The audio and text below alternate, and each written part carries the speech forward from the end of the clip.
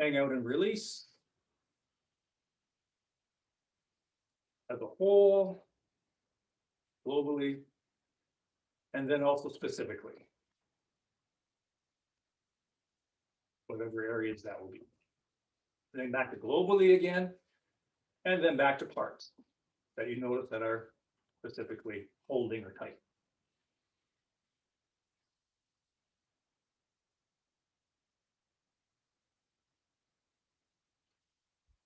So I'm going to talk about muscles and not muscles. And so just kind of take this into your standing as best you can, instead of specifically going through a lot of the things we always mention, a checklist about standing. I might mention some of those, but I'll just talk about muscles and unmuscled, and just try to take that into your standing. And feel free to come out of that and rest and move around as whenever you need to.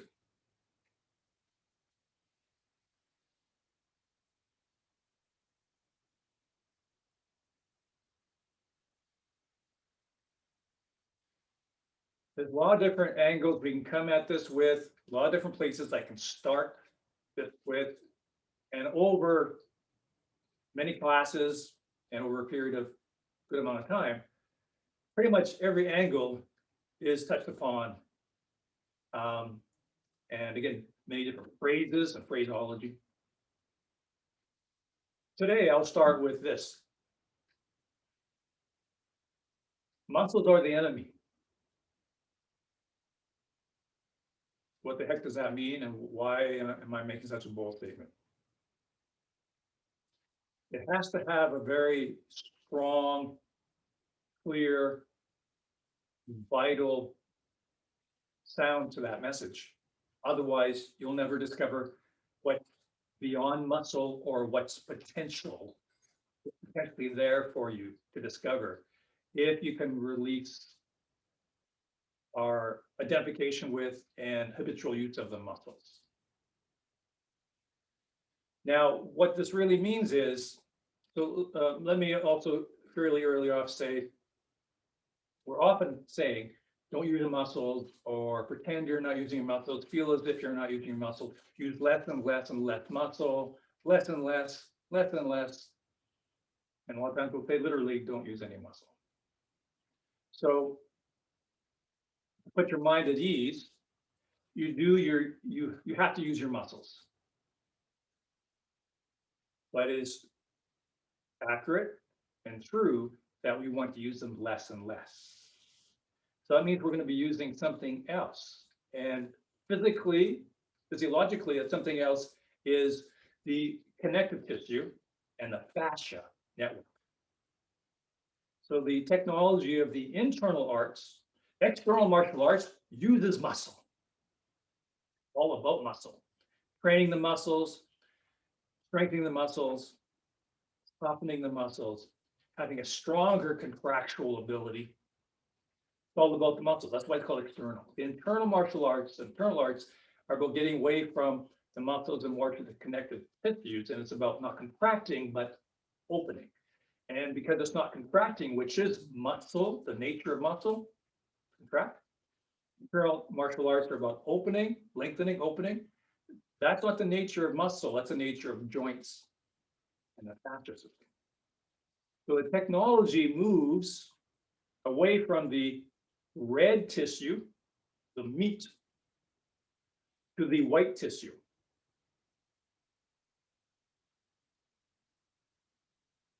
We move away from the red tissue and we start to rely more and more on the white tissue, the fascia system, and the connective tissue, the tendons and ligaments, but ultimately the fascia system. The fascia webwork. Literally, it's a web that goes through the entire body. And there's many, many reasons for that. One basic reason is that once you start to engage and open and stretch and activate the fascia system, you start to unify your entire body, literally unify your body, because the fascia system is a web. If you look at an anatomy book, a medical textbook, a fascia system, it goes through around the muscle, within the muscle fiber, between the muscle fibers, and encapsulates everything. And as a whole, it's totally connected. It's like a spider web. You have many strands in the spider, but every strand is connected. And if you pull on one little strand anywhere in the spider web, eventually it'll resonate through the entire web. It's one system.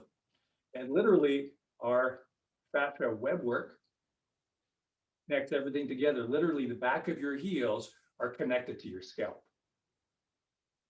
Take anywhere in your body, and to the furthest point away from that point in your body, it's connected to the fascia web. So once you start to be able to sense and work with and develop and stretch and activate and enliven the fascia web, you become truly unified, truly integrated. Up until then, you're just mechanically trying to integrate, intellectually trying to move as a unit, and you end up just being a robot, very blocky. You might be technically moving all as one, but it's just a robot. You're just a statue. When you enliven and engage the fascia system, you become this living, connected system. And so it's like the cables of a suspension bridge. The fascia are those cables, and the connective tissues, tendons, ligaments are those cables. Another, so you are in terms of health, you're much more alive, and the energy can move through. Not only physically are you integrated and connected in one whole unit, but that also translates energetically.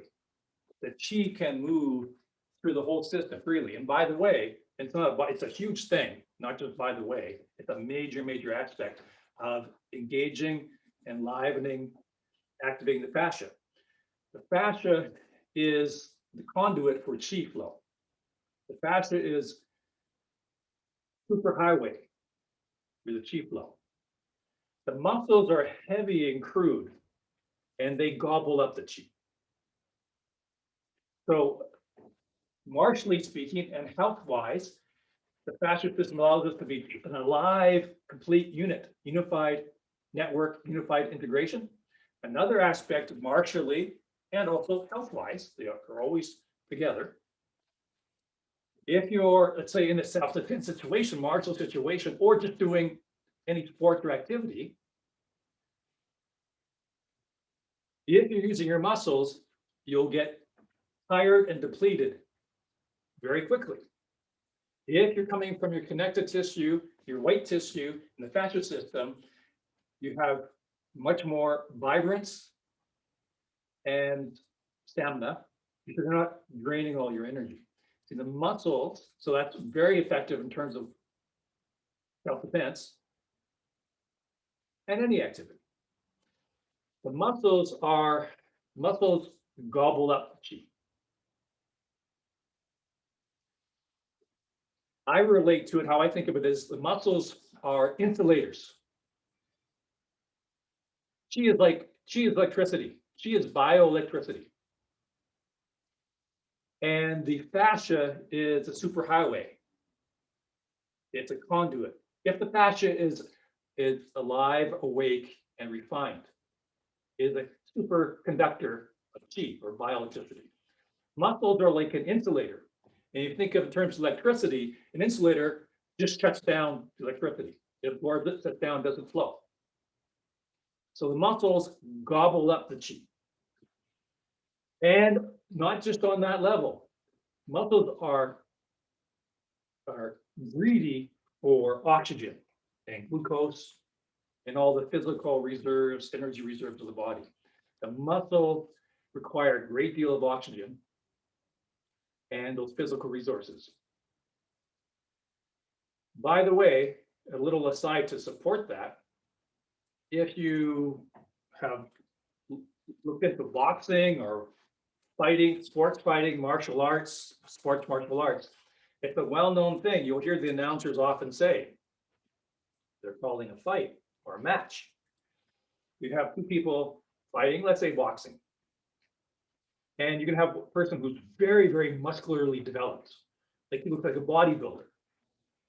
And very, very muscular.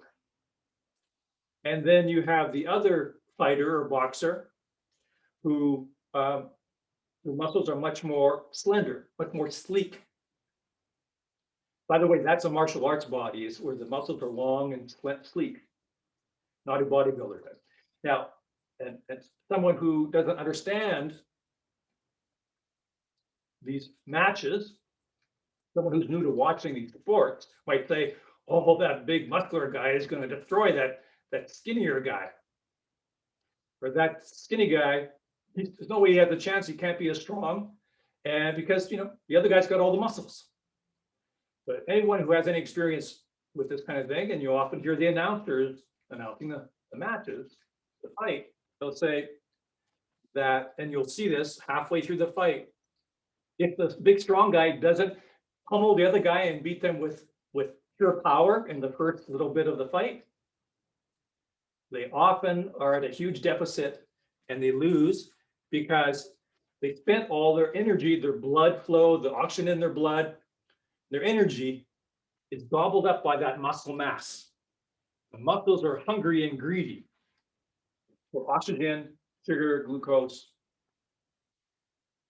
blood. And so often the smaller, slender guy, especially the longer the match goes on, the heavier, muscle-bound guy is they defeat themselves because of the consumption of their resources.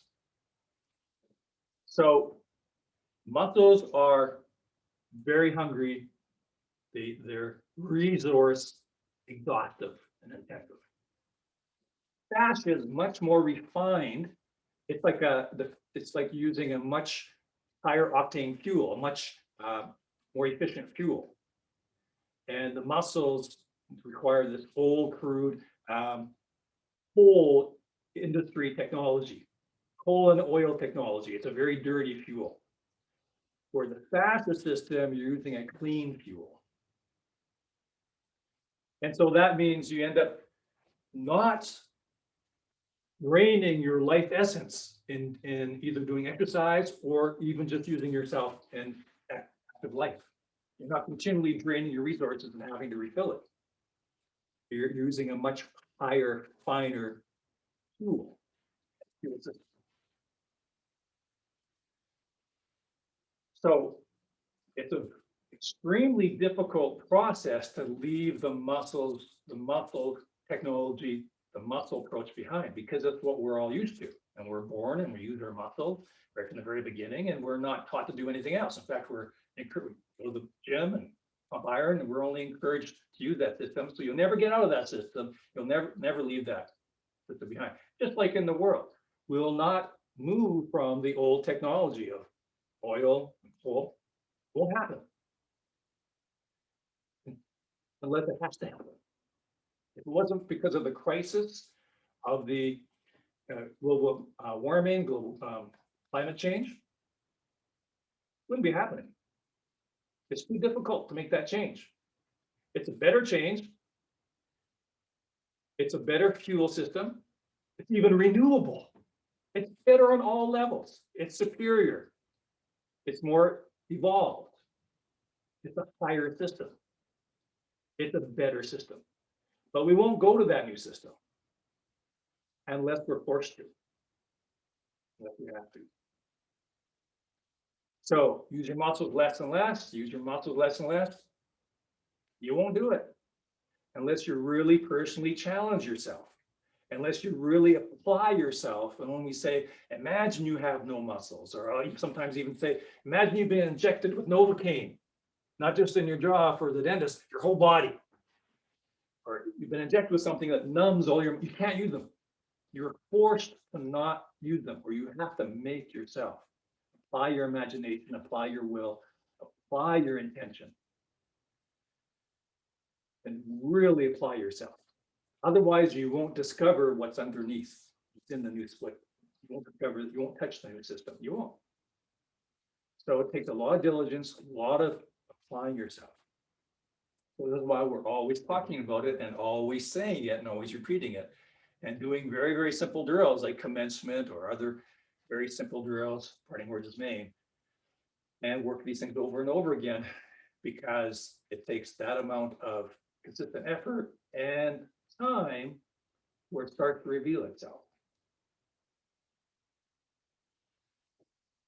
So we use all kinds of phraseology, all kinds of tricks to get our awareness, our attention, our sense away from just the crude heavy muscles to something finer.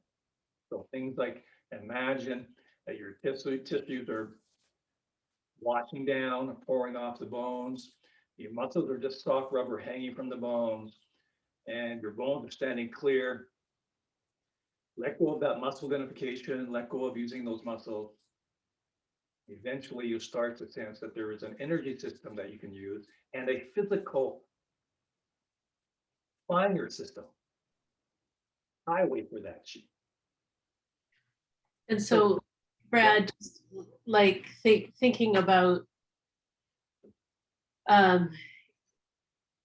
you've talked about the fake it till you make it as a legitimate strategy, sort of before. So is it really learning to use your intention to stop the muscle use and let this other thing grow as sort of the starter yeast, as you will? Like, I guess it's not a recipe, but it's like if I was going to make a recipe to switch over to the white tissue, what's essential in the recipe? Like So I would say yes. It's that intention, but I would say maybe even a step before that. I would say the first step, and it may not give you a lot of satisfaction right now, but it actually is the most important step. It's the gateway, the doorway that opens, although you may not be able to go through it yet, and you may not even recognize the door is open, but it is opened by simply even just your intellectual awareness of what's just been revealed, what's just been said, that there is something else. Oh, there's a new technology, a different technology other than coal and petroleum. Oh, I haven't found that new technology, but that enlightenment, oh, there's actually something else that can be used. There's something called solar power. I don't know how to use the solar power yet. I don't know how to use the wind power yet. But the fact that all of a sudden my mind has broken away from this attachment and total identification with, and it's opened up to, there's another possibility. There's a whole nother technology. So just hearing, just knowing, even just on an intellectual level at first, oh, there is another way.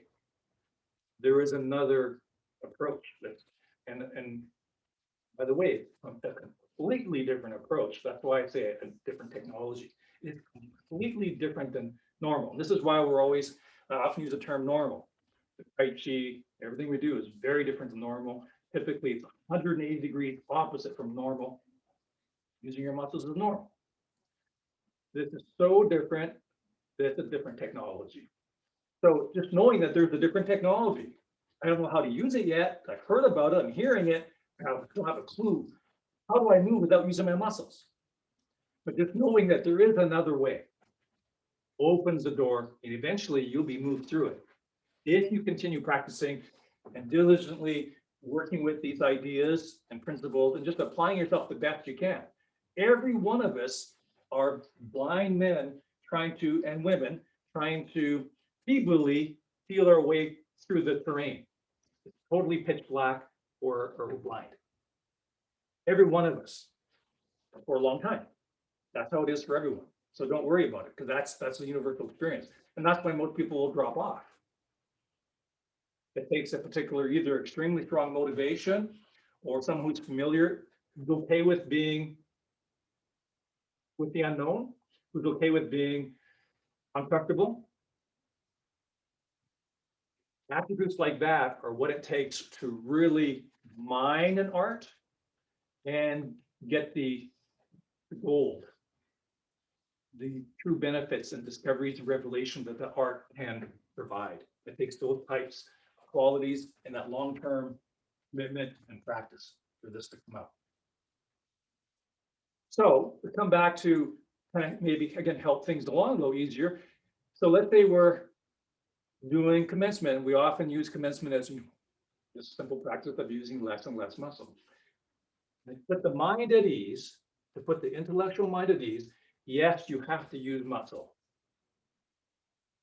But we, yes, are going in the direction of using less and less and less and less. And when you use less and less and less and less, only then can the other be revealed. As long as we're just staying with muscle, and I'll just try to be soft and relaxed, we're not leaving the old technology behind. We're not leaving coal and petroleum behind. Or I'll be more economical with the petroleum that when I drive. I'll get a car that is better on gas, better mileage. So I'm doing more and more relaxed movement. But I'm not leaving the technology behind. You have to be aware that there is another technology, keep going, and by doing less and less and less, you just stop. So here, it'll arise for you. Things will arise. Things will be revealed from the inside out. And it's really interesting because like, oh, that's what that word meant, or that's why they're always saying that. Oh, that's why, and all these words will start to actually, you'll understand why these words are said and why these paradoxes are paradoxes, and it will start to have an organic understanding. Depth of it. Specifically, there was a question with the legs. The legs are a good example. You know, we'll say, well, if I'm not supposed to use muscle, okay, I stack bone on top of bone and align myself, but don't I have to be using my leg muscle to stand? Well, yes, just like I have to use my muscles to move my body. And another thing I'll say is, you know, often another phrase I often say, I say often is, we need muscles for movement, yes, but we don't need muscle for structure. The bones are the weight-bearing instruments of the body. The bones are our structure. So for standing, let go of the muscles, release the muscles, melt the muscles, hang the muscles, pour the muscles off the bones. You don't need muscles to stand. You just need the bones for the structure. So generally that's correct, but at first that's not literal. I don't literally mean you can stand without any muscle at all, but approach it as literal. You need muscles to move, but approach it as literal. You don't use your muscles. That's getting you inch by inch, millimeter by millimeter towards an open door. Eventually you'll be able to see that open door, walk through it. So yes, you need your legs to stand, but use as little, you need your leg muscles, but use as little, notice how much you're using now, cut that in half. As we often do with, for example, commencement, notice how much effort you're using, or we often use circling a drum because it's a very simple movement. Notice, tune in, and gauge how much muscle work you are using right now. So let's do this together. Doing circling the drum. Of course, we're using a certain amount of muscle to move the arms. Of course, we are. And just try to gauge and tune into and be as accurate as you can, clear as you can, how much muscle you're using. Just be really crystal clear aware about the muscle exertion, the exertion that's happening. And then using your intent, using your will, cut that in half. Use half that amount of exertion. Each circle, each cycle, use less and less muscle. Less and less muscle. Less and less muscle. Now you'll find, of course, that'll slow you down, which is a good thing. You're getting close. Now you're getting into the Tai Chi speed. This is becoming closer and closer to Tai Chi. And one of the first aspects of that is to slow down. You're not intellectually trying to slow down. As you tune into and work with this idea of use less and less muscle, it will bring you to this Tai Chi speed. And going into this slower speed and using less and less muscle, eventually, if you haven't experienced it yet, you will. There will be the experience of chi, this fullness, this magnetic quality, this magnetic fluid, this thickness between your hands. And the reason why that will occur is because the muscles are gobbling up less and less of the chi. As long as you're doing it muscularly, again, the muscles are insatiable. And they're like, again, insulators. They gobble up the chi. As you use less and less and less muscle, all the chi is not being consumed, and there's more and more surplus to the point where you start to feel it. And of course, the other aspect of that coin, other side of the coin, is you become more sensitive to experiencing it. You can sense it better and better. But the other half of it is you're gobbling less up. And so there's more being able to generate itself. Here's a very strong image and idea I have, again, as far as the chi and the muscles. You know, when you have a sweater that's all charged up, and, you know, you've been moving it or taking it off, and especially if the room is a little bit dark, and you take the sweater off or you pick up the sweater, all the static electricity, you see the sparks? The sparks of electricity? Well, that's like chi in a sense. Again, chi is like bioelectricity. And so that sweater was charged. And when you move the sweater, all that charged energy was consumed. You had all these sparks for a split second and they're gone. Consumed, gobbled up by that movement. So our bodies, our muscles, gobble that electricity up, and it's gone like that. So we can be building chi and generating chi through nice, good Tai Chi, but it's gobbled up right away by the muscles. So as we get more refined and more internal, less and less muscle, less and less contraction, more and more released and open, then as we move the chi and stimulate chi, it gets to continue to build and still be gobbled up. Like taking off that sweater and moving the sweater, it just gobbles up that static electricity. All that charged up energy that was there, it's gone.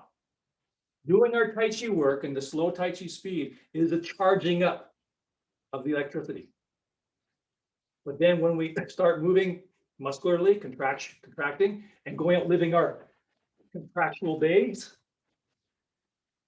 in our normal movement, normal way of doing things, it just gobbles all that up. So in Tai Chi, two aspects. It's building the chi and being sensitive and refined enough that we don't spend it all. So we can continue to build and eventually totally support us. So we can be able to stand with chi and with energy because our body's becoming empty in the sense that the muscles are dense and opaque and it's like a glass that's filled with dirt and gravel. It's not an empty open glass. Our bodies, the muscles are very dense. Again, an insulator for chi and chi flow. So as I use less and less muscle, imagine with the legs, so I often use the imagery of my legs are pipes, empty pipes, furnace pipes, or PCV pipes, getting away from using the dense red meat and using fascia. That's the outside, that's the sheath of the outside, that's the pipe. So your legs are literally just a pipe. And you know how strong a pipe is, right? You can press on a pipe, like it's not so strong if the pipe is here, it's not strong this way, but pressing this way, super strong. You empty your legs, even your legs, you empty them. And what does that mean again? Back to these words. What does that mean to empty? Well, the beginning of that is as best you can, use your intention, your will, as best you can, to use that less and less in the legs. But there's another step to that becomes available to you. You're able to empty your legs and have them be kind of like to be hollow. In other words, not tight and condensed, not contracted. Become not contracted, not dense, so they become more empty. And there's a different kind of strength you find, the strength of the connective tissue, not the dense, heavy, hungry tissue, but the longer tensile strength of the connective tissue and fascia. And they're much more efficient when it comes to energy, so they don't tire as much, but you still have to build the strength of it.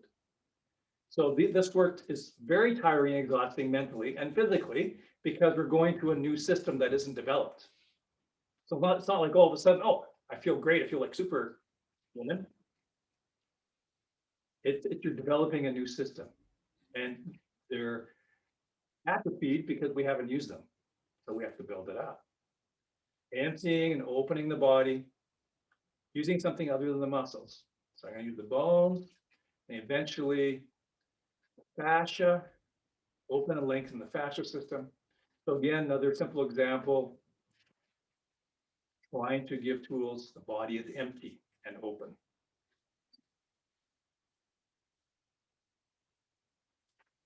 So standing here, just for another moment, imagine you don't have muscles, or imagine you can't use them.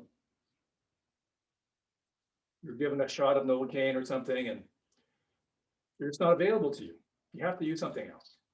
So bones is one technology we use. It's just one aspect.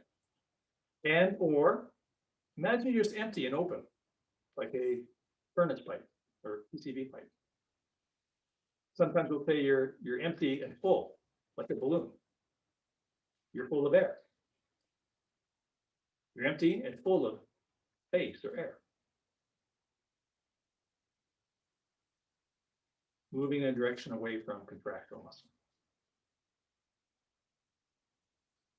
So it's a tremendous exploration, and it's working and exploring with it all day long.